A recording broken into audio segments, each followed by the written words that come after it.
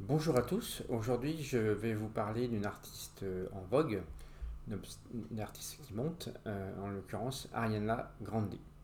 Donc l'intitulé de ma vidéo c'est le clair-obscur ou le côté obscur de la personnalité d'Ariana Grande, terrain d'expression favori dans sa vie actuelle.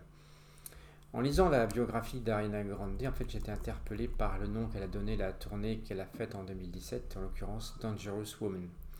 Car je m'intéresse toujours à ce qui est singulier chez les personnes, hein. Car c'est souvent là que se situent les sujets de la vocation ou de l'antivocation, les sujets d'intérêt favoris. Ariana Grande a 26 ans et elle est une chanteuse et actrice américaine née en Floride. Son véritable nom c'est Ariana Grande Butera et elle est d'origine italienne, moitié sicilienne, moitié abruzzese. Dès le départ, elle a rêvé d'être une star. De ce fait, elle a pris des cours de chant et a commencé à faire ses preuves sur la scène dans sa ville natale. En 2008, Ariana Grande fait ses débuts dans la cinématographie et incarne un rôle dans une comédie musicale et à 15 ans, son talent lui permet de remporter un prix important. Mais ce n'est qu'en 2012 qu'Ariana Grande fait ses débuts dans la musique, donc 4 ans plus tard, 4 ans après 4 ans de cinéma, et elle sera un premier single. Elle enchaîne ensuite succès après succès, jusqu'à se faire repérer par un certain Mika, un chanteur bien connu en France, hein. Donc elle chante en duo avec lui. À partir de là, elle se dédie complètement à la musique au détriment de sa carrière d'actrice. En septembre 2013, elle sort un album intitulé Yours Truly. Voilà. Elle affiche là son authenticité par rapport à la musique, hein. Elle conquiert beaucoup de fans et elle commence une carrière internationale. Après le lancement de son premier album, Ariana Grande décide de faire une tournée pour promouvoir cet album. Alors, par ailleurs, on dit qu'Ariana Grande est une artiste généreuse et aimable, qui est toujours à l'écoute de son prochain. Elle constitue d'ailleurs une sorte d'idole pour les adolescentes. Elle est membre à part entière d'une association caritative connue sous le nom de Broadway. Et elle se rend chaque année en Afrique du Sud pour apprendre ce qu'est la danse et la musique et apporter de la joie aux enfants tristes et défavorisés des townships. Le 13 décembre 2014, Ariana Grande est élue la révélation de l'année par The Music Business Association, puis élue aussi la révélation internationale de l'année par ses fans français lors de la 16e édition des Energy Music Awards. Donc là, elle monte en flèche. Début 2015, elle démarre une première tournée mondiale qu'elle nomme The Honeymoon Tour.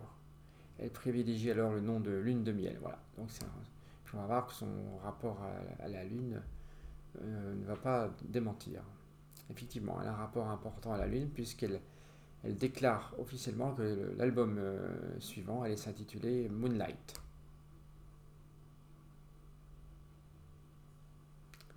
Enfin, l'album mais aussi la tournée.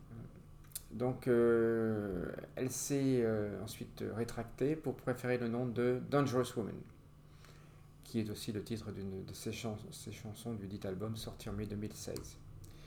Ainsi, notez bien une chose, on est passé du titre de Lune de miel au titre Clair de lune à celui de Femme dangereuse. C'est un peu comme si il y avait une descente, une glissade dans son côté obscur, qui donc semble la caractériser sérieusement actuellement. En tout cas, c'est quelque chose qui me semble intéressant à creuser, à analyser. Notons que Moonlight et Dangerous Woman sont pour moi des aspects importants de sa personnalité. Notons que la traduction de Moonlight, c'est clair de lune, hein. Alors, le clair de lune est associé à la nuit sur Terre, c'est la période d'obscurité éclairée par le seul reflet lunaire de la lumière du soleil. Et c'est le temps propice à l'absence de bruit, au sommeil, au rêve, hein, n'est-ce pas? L'épreuve des sensations de froid, de l'angoisse, d'interrogation, de doute. Et la nuit d'Ariana pourrait bien être liée au fait qu'elle n'ait plus de relation avec son père depuis pas très longtemps. Elle dit que une grande partie d'elle-même, d'ailleurs, vient de son père, et pendant longtemps, elle n'a pas aimé cet aspect-là d'elle-même. Elle a rejeté son héritage paternel finalement. Par ailleurs, un autre pilier de l'enfance d'Ariana a chuté, il s'agit de sa religion. Elle a été élevée dans un christianisme catholique, mais elle a abandonné cela après avoir entendu le pape Benoît étiqueter l'homosexualité et les travailleuses du sexe comme des péchés. Ariana Grande a déclaré alors: J'ai perdu la foi lorsque le pape a décidé de me dire que tout ce que j'aimais et en quoi je croyais était faux. Voilà, donc des illusions. Donc dépend de sa personnalité, dépend de sa vie, plutôt tombe à cette époque-là. Alors, en prenant plus d'informations sur sa personne, j'ai lu qu'elle était obsédée par Halloween et des choses effrayantes en général. En dépit de sa disposition pop effrontée, Ariana est bizarrement dans le prix de l'horreur. Oui. Et elle dit: Je souhaite que chaque jour soit Halloween. Elle a annoncé ça dans une interview à US Weekly, précisant: Je suis obsédée par les films d'horreur depuis que je suis plus petite. Donc Ariana dit qu'elle croit aux démons.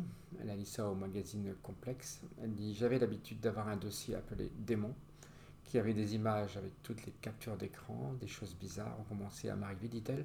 Alors je les ai supprimées. Elle insistait sur le fait qu'elle avait eu une expérience avec des démons après avoir visité un cimetière à Kansas City.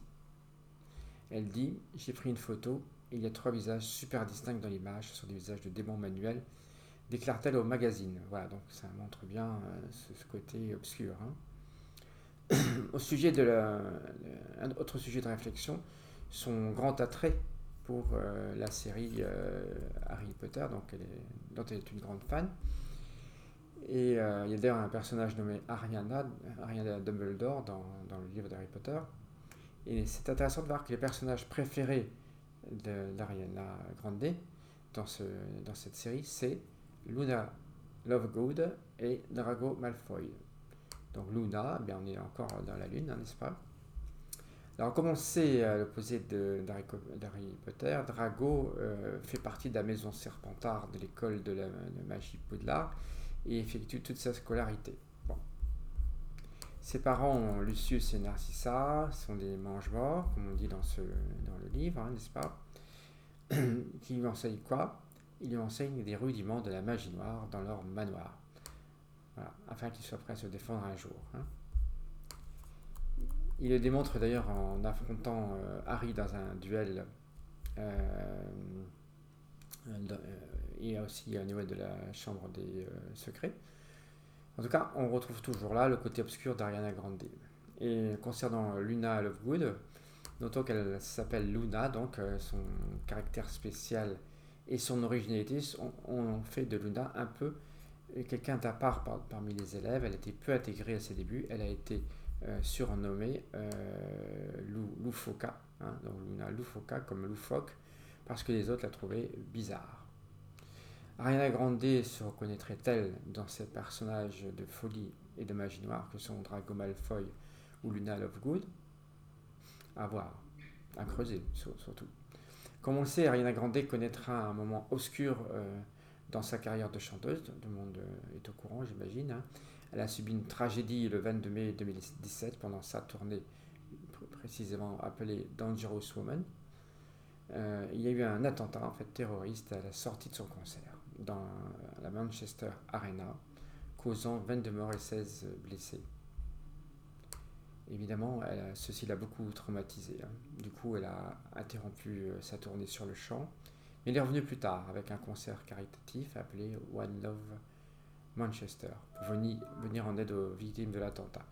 Ça montre bien son côté double. D'un côté, une femme généreuse, une femme au grand cœur, et de l'autre, une femme obscure, en fait. En tout cas, tous ces éléments que je viens de citer, mis bout à bout, me donnent le sentiment qu'Ariana Grande vit un rapport actuellement avec le côté sombre ou obscur de sa personne ou de l'être humain, tout simplement.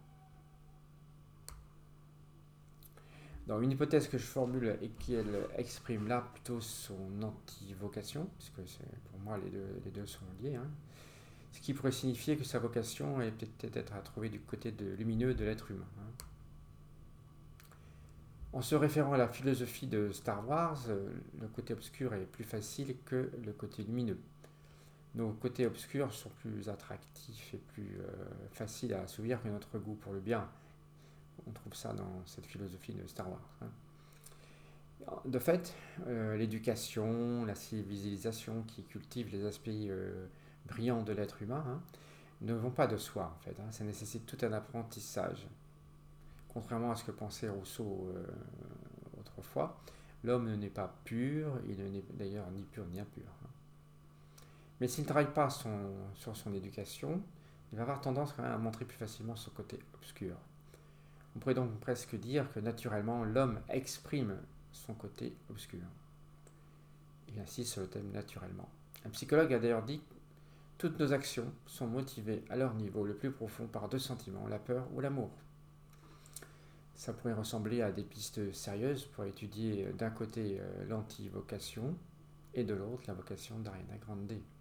En tout cas, la peur me semble reliée au côté sombre de l'être humain. La peur peut rendre les hommes méchants par crainte des uns et des autres, hein, par peur des menaces qui souvent n'existent que dans notre imaginaire. En tout cas, souhaitons à Ariana Grande de rejoindre la lumière de sa vocation au plus vite dans une nouvelle phase de vie. Je vous remercie d'avoir assisté à cette vidéo. Je vous dis à bientôt pour une prochaine.